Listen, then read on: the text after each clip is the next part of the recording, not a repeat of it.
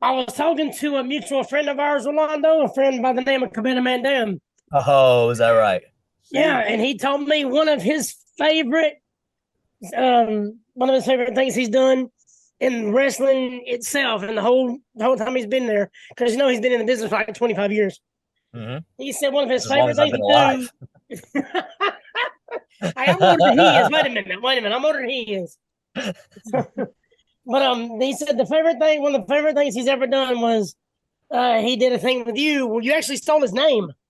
So I Oh was just yeah. asking, how was that? I got his side of it. I want to hear your side of it.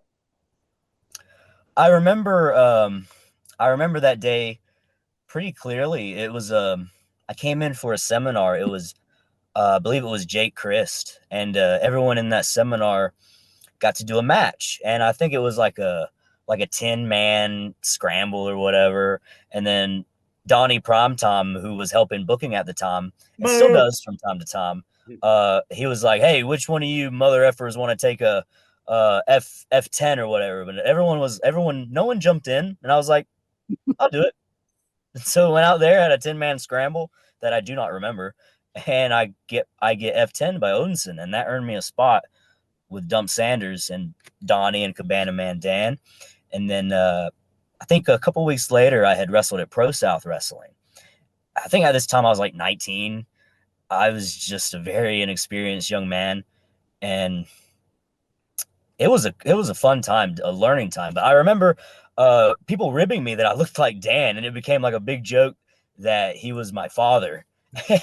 and so and so Donnie texts me a few days later, and he because I had another booking, but it had fallen through, and so he hit me up and was like, "Hey, you want to come do this gimmick because you look like Dan?" And at that time, I really didn't have my foot in the door with any big companies, so I was like, "Sure, I'll do it." And that's how that came to be. They were having a match that next show, and I hit under the ring. And I came out and did a little twin magic with Dan, and Donnie rolls me up, gets the win on me, where he can finally say he beat Cabana Man Dan.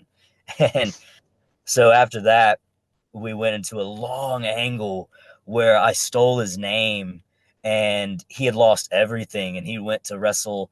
He had started wrestling as just Dan, and we had let that sell, and we had let that register for a few months, I believe. And then finally we had a blow off match where it was Cabana Man Dan's careers on the line. And if he beat me, he got my name back. And I remember that match had basically no moves. It was just a fight.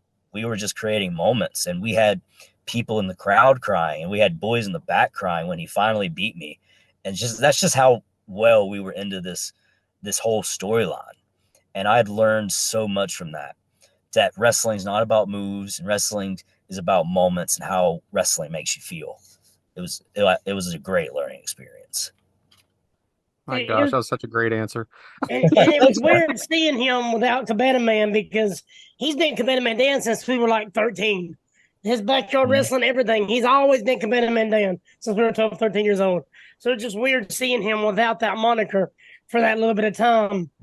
And I'm glad he finally got to win it back. But he said that's one of his favorite things he's done in the wrestling business by far. Definitely, it was my first big angle, so I'll always remember it.